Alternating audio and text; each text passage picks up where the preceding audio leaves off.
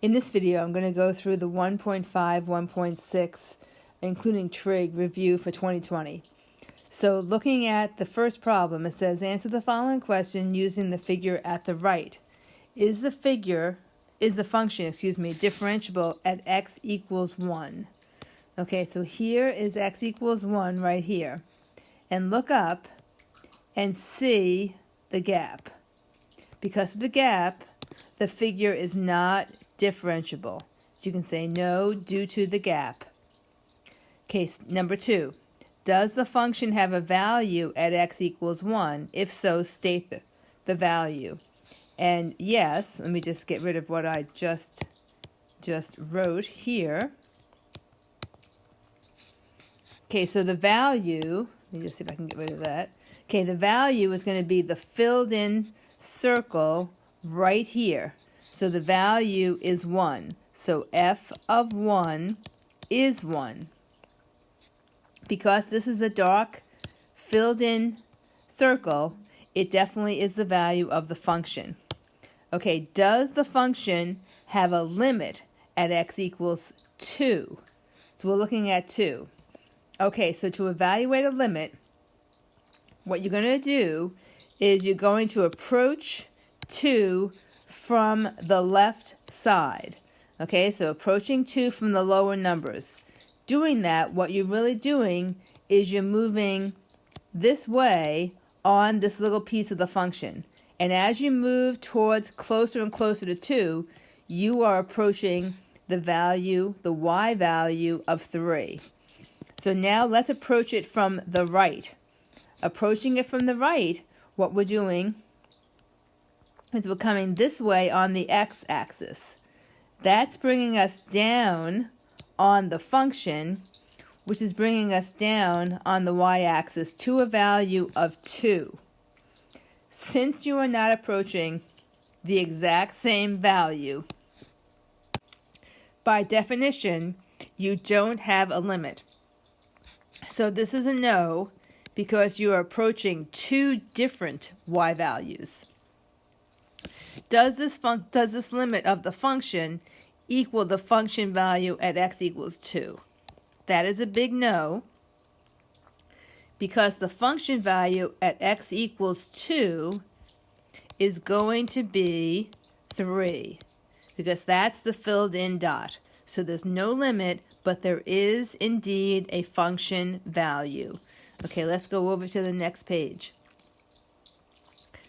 Okay, this is the same general topic. Is CG differentiable at x equals 2? And so x equals 2 is right here. This is a corner. At corners, you don't have differentiability. So you're going to say no. Does the function have a limit at x equals 2? Okay, so that means, if I can just erase this stuff, as we come towards x equals 2, let's go from the right first. Okay, I'm moving down here towards x equals 2. That means I'm moving down the function, and I'm moving down the y variable, and I'm approaching this value, which is about 25. Let's approach from the left-hand side.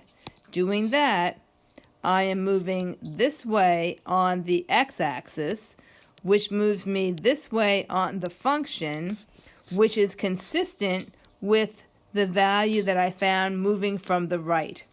Since I am converging, and that's key, since I'm converging at the y value of 25, I will say yes, it has a limit, and it is y equals 25. Remember, your limit tells you what your y value is. Does the function have a value at x equals 2? So it does have a value of x equals 2, because right here there's no hole, and the value is equivalent to the limit, so that value is 25. Okay? So the fact that it's not differentiable is incidental and has no impact on the fact that it has a limit and it also has a function value. Okay, let's go on over to 7 and 8. Here's more theoretical questions. If a function is everywhere continuous, is it everywhere differentiable? So the answer is no, because there are 4 different graphical analyses. One is, this is a cusp.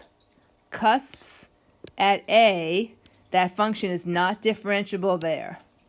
Then you might have a point like an absolute value, and so I would call that a sharp point.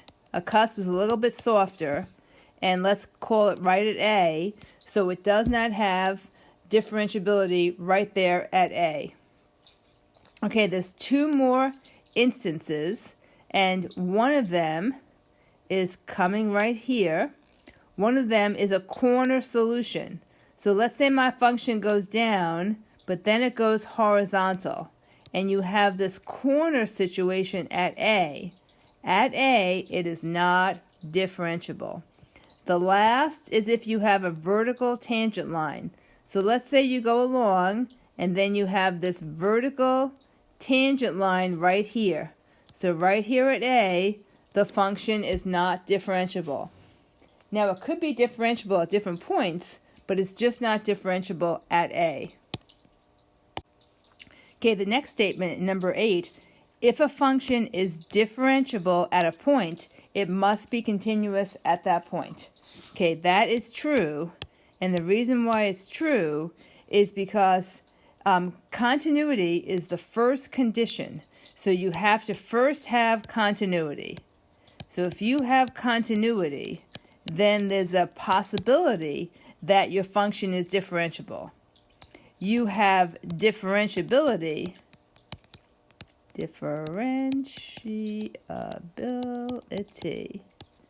if you have continuity and no issues. What does that mean? These are the issues. So these are the issues where you have continuity, but yet you don't have differentiability. Okay, so really take a moment and think about that. Okay, that brings us to the next page. So here we actually have some work to do. It's no longer theoretical, it's more application. So let's do the first one. Now, before you start to do a differentiation, what I'd like you to do is kind of look at the big picture. So what I see here is I have the power rule because I have a power, and I have the chain rule because I have a function raised to that power. So keep that in mind. So if I'm going to do my first derivative, I'm going to take care of the power rule, write down what I have there, and let's copy it correctly, 3x plus 1, reduce the power by 1, and then take this chain rule. 3 times 3 is 9, so I'm going to have 9 times 3x plus 1 to the second. And that is your best answer. Don't go any further than that. Don't expand the 3x plus 1. It's just not a good idea. Okay, number 10. What you're going to do here is you're going to use the quotient rule. So you've got to memorize this correctly. So I'm going to change color just to give you some contrast. And this is going to be y prime equals low. So here comes your low.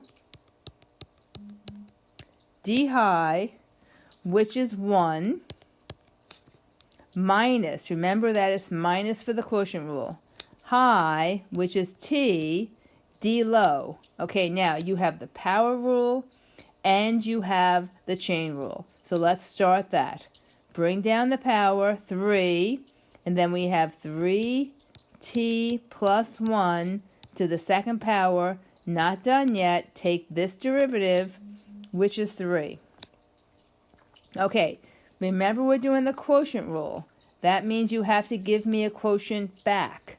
So I'm going to have 3t plus 1, and I'm going to square the bottom, which takes it to the 6th. Okay, so now you have the rule of 3.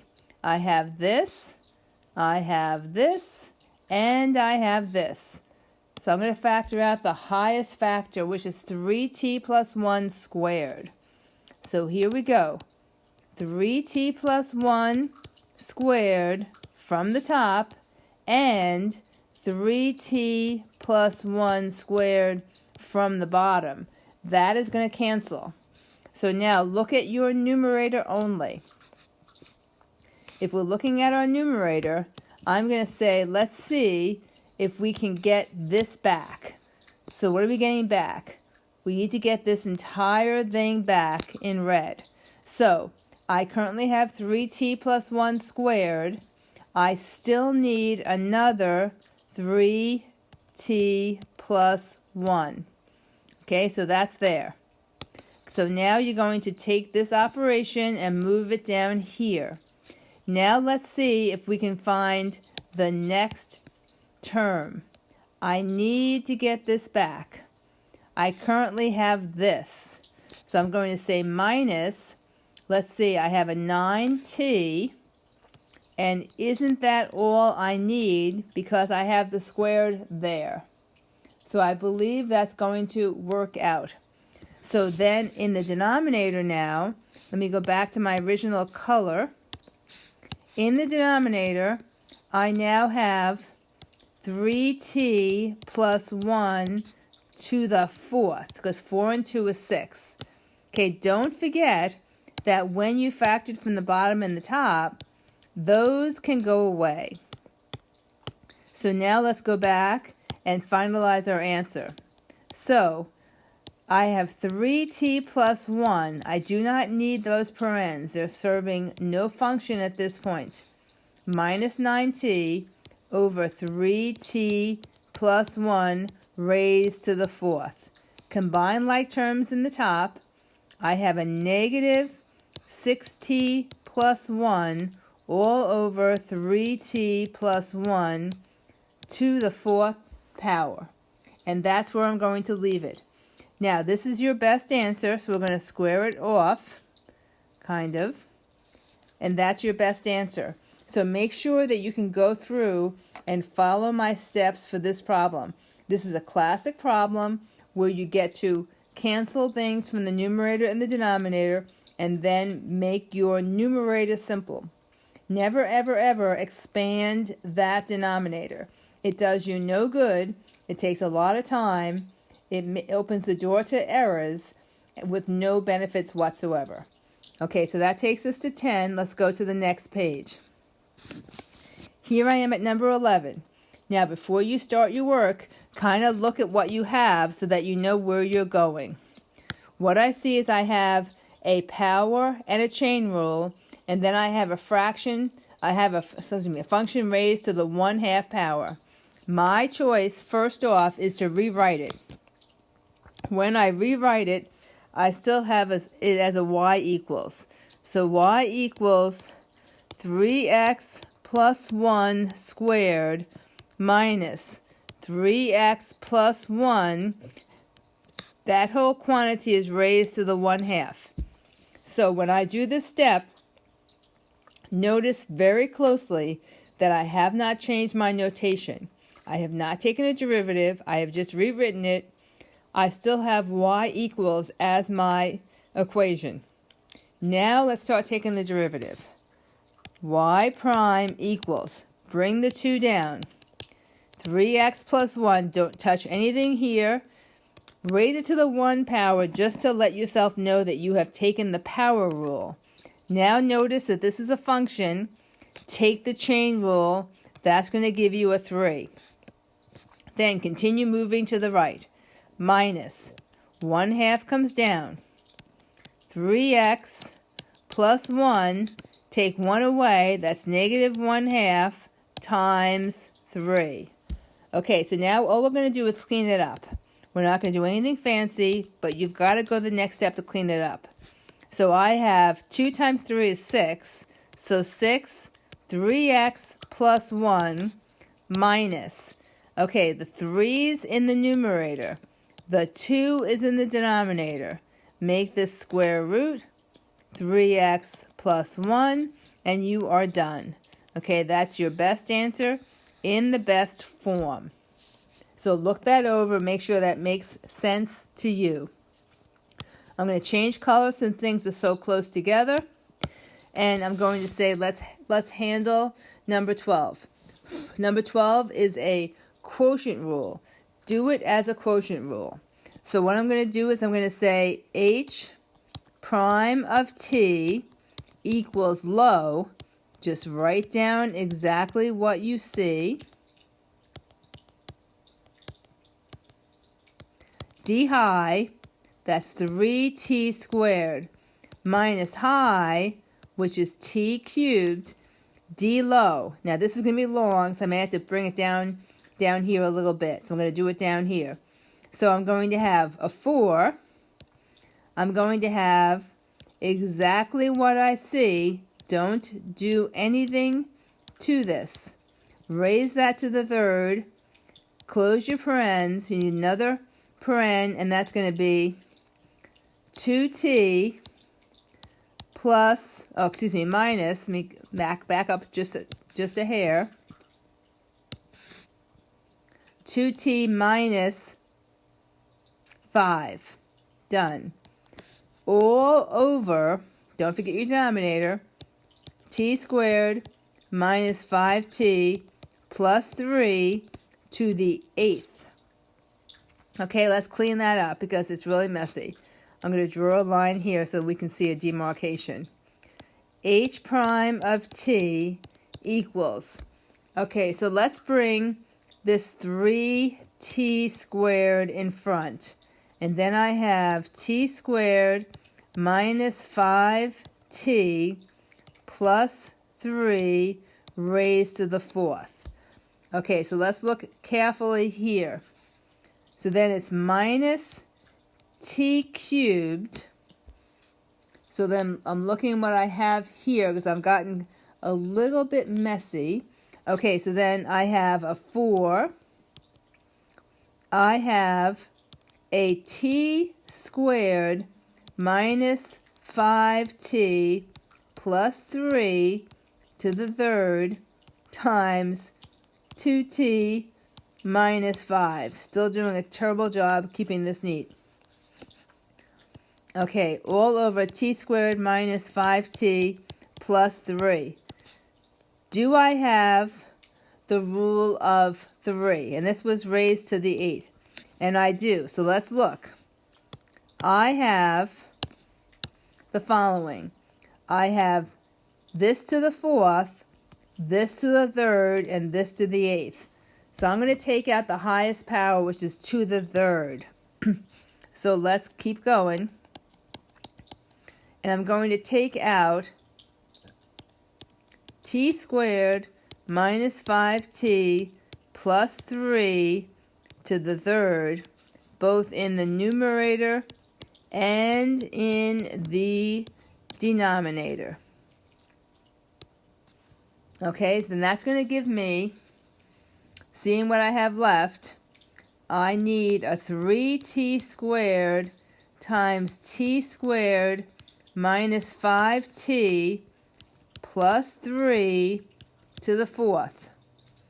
Now, because I took out the power of 3, I don't need that anymore. So let's see what I have. I have a plus 4 t third, and then it's just going to be times my 2t minus 5, done. All that is now under t squared minus 5t plus 3 to the 5th. Okay, remember that these guys are going to cancel and be gone. So let's see if we can just clean this up. So I have h prime of t times, so 3t squared t squared minus 5t, oops, sorry, let me clean that up again.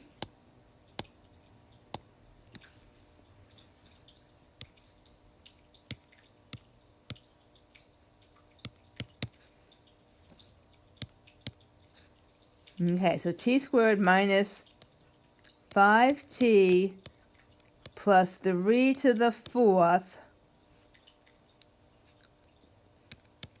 plus 4t cubed 2t minus 5 over t squared minus 5t plus 3 to the 5th. Now, I have run out of room here, so I'm going to draw a line here and continue on this side. Okay, so now what I would do is I would distribute as far as possible. So you can't distribute everything. So let me just see what I have here. Okay, so I just made some corrections. I changed my powers on the t squared minus 5t plus 3 because I factored out up to the third power. The last one just is a power of 1. So that means that I can distribute. So I'm going to go ahead and distribute now. So hopefully I did not confuse you too much. So let's keep going. So I'm going to say h prime of t equals. Okay, so I've canceled the first two terms.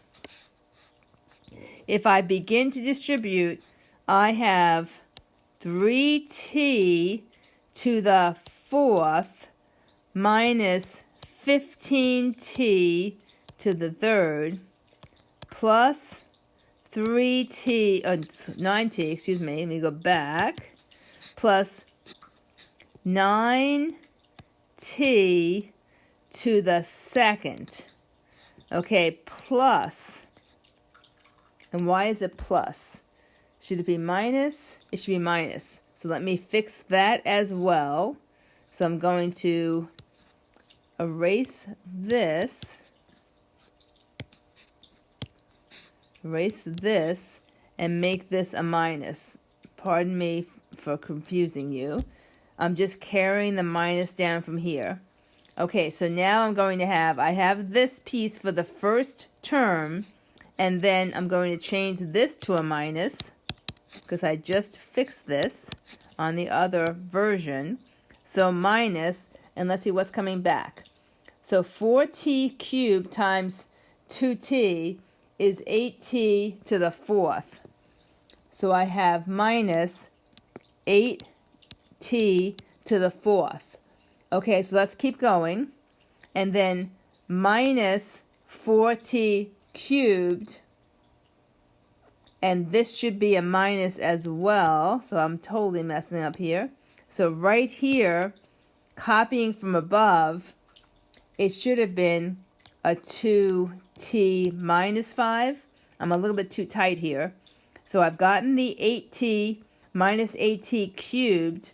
Now minus 20t cubed. 20t cubed. Okay, so let me just erase this thing so that you don't get confused by that. Okay. So then my denominator has not been impacted. I'm left with still my t squared minus 5t plus 3 to the 5th. So h prime of t equals. Okay, so let's combine like terms and let's see what we get. So it looks to me, if I have 3t to the 4 and a negative 8t to the 4, that gives me a negative 5t to the 4. I took care of this and this. Let's go for the third next. I have a negative 15. So let me just look at that. Okay, so I think I'm not in my finest moment here. Let me go back here, and this should have been a subtraction. So given that, I have this, and this should have been a plus. Okay, so now I'm good. Okay, so let's go to the third power. I have a negative 15t cubed and a positive 20t cubed. So that gives me a positive 5t cubed. Okay, so then to the seconds, I have a positive 9t squared, and I believe that's all I have. Yeah, so that's consistent with what I'm thinking. Divide that by what you have, which is t squared minus 5t plus 3 to the fifth. Okay, so what else could you do? Since I've run out of space here, what I could do for my numerator is I could factor out the t squared, and that would be the best answer. But other than that, I am done. So let's go on to the next page. Okay, so 13 is another quotient problem. Let me change my color. So what I'm going to say is s prime of t equals low t plus 1 squared d high. That's going to be 2t plus 2, and we're done. Minus, remember quotient's always minus. Minus high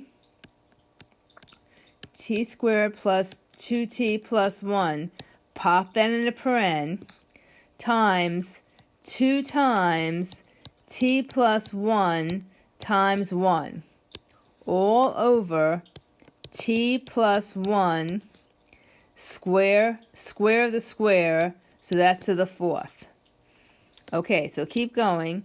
S prime of t equals, let's see what I have. Looks like I can factor out a t plus 1. So I'm going to factor out a t plus 1 from the numerator and the denominator. And that's going to give me, let's bring this 2t plus 2 in front, and I have one more t plus 1. Minus, I have a t plus 1, so I have a 2t squared plus 2t plus 1, that's done, all over t plus 1 to the third. Okay, so let's cancel these guys out. That's gone. And now let's keep going. So now I have s prime of t equals, so let's see what I have here. I have a situation where I can FOIL it. So let's FOIL it. So 2t times t is 2t squared. That's the first. The out is going to be plus 2t. The in is going to be plus another 2t. And the last is going to be plus 2.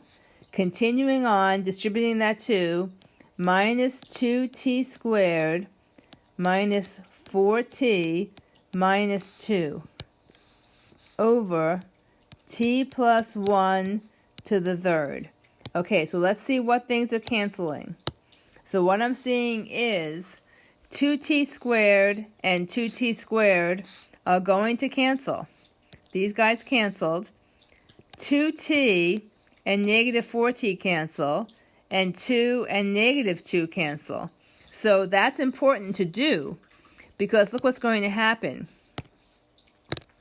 Our next step is that st prime equals 0 over t plus 1 cubed, which equals 0. So basically that function is a horizontal line whose slope is indeed 0. Okay, so let me continue here. Let's look at 14 because that is a product rule. Changing colors since I'm so close.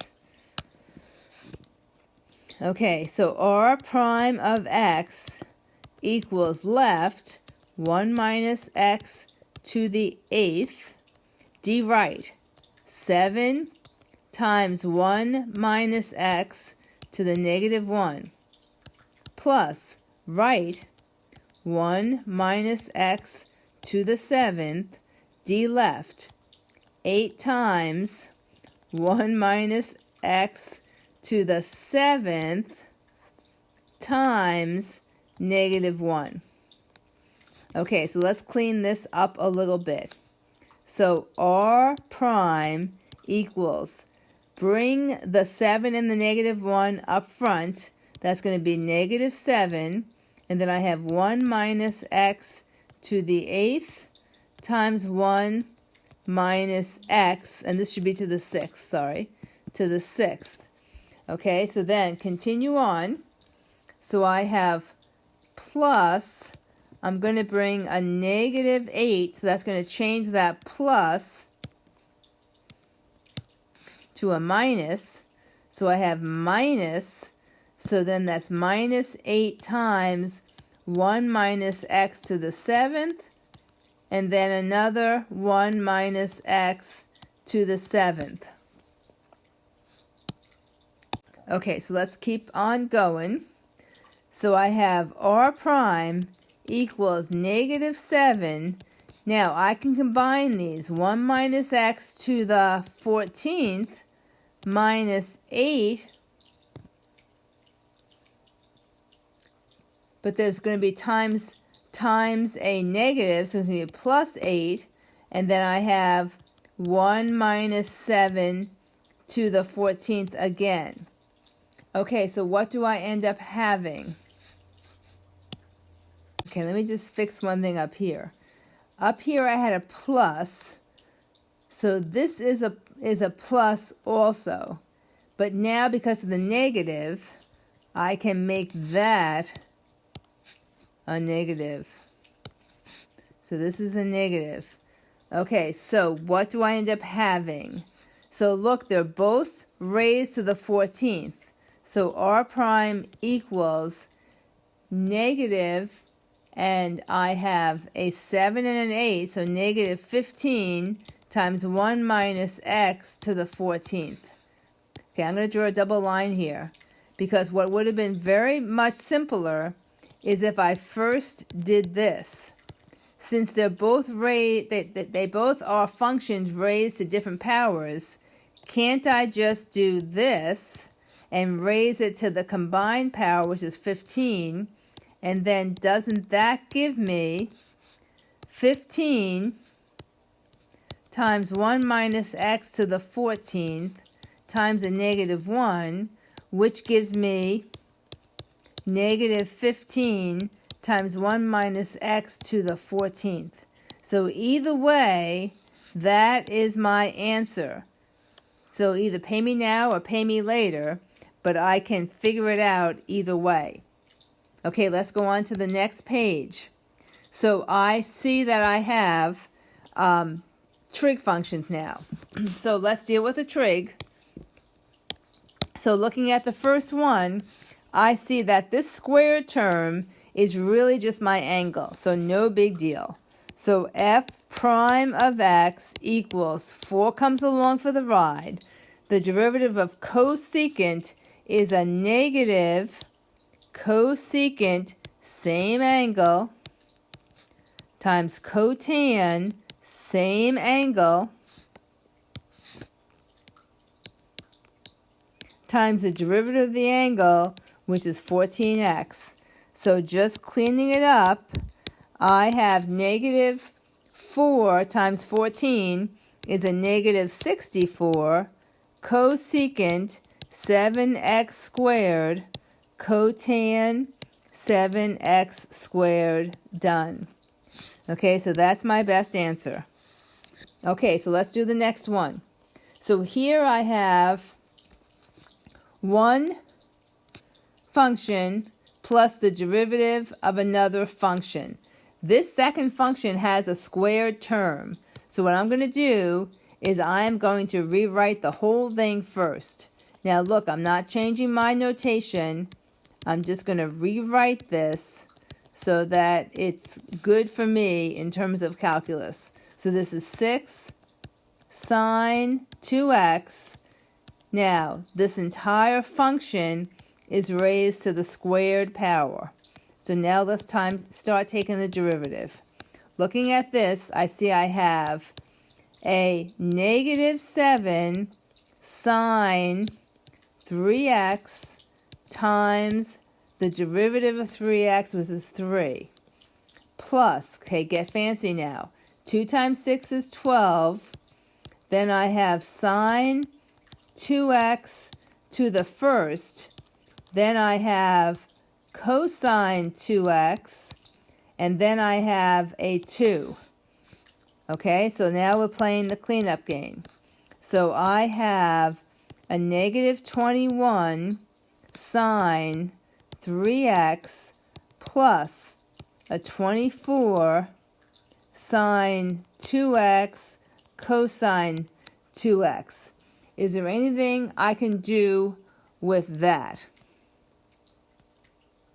Okay, and the answer is no. So that right here is our best answer. Okay, let's go on to the next page. So here I see I'm dealing with equations of tangent lines. So as I said in class, when you have this scenario, what you want to do is right away write y minus y1 equals m times x minus x1 and start filling in. Okay, right away I know that I have x plus 5 here, because if I put a negative 5 in for x1, it flips the sign. So that's what I have so far. So I need to fill in this y1 and this slope. So let's first figure out the y1. So f prime of negative 5 equals 3 times negative 5 plus 7 squared plus 3 times negative 5. So doing that, negative 5 plus 7 is positive 2. So 3 times 2 squared plus 3 times negative 5.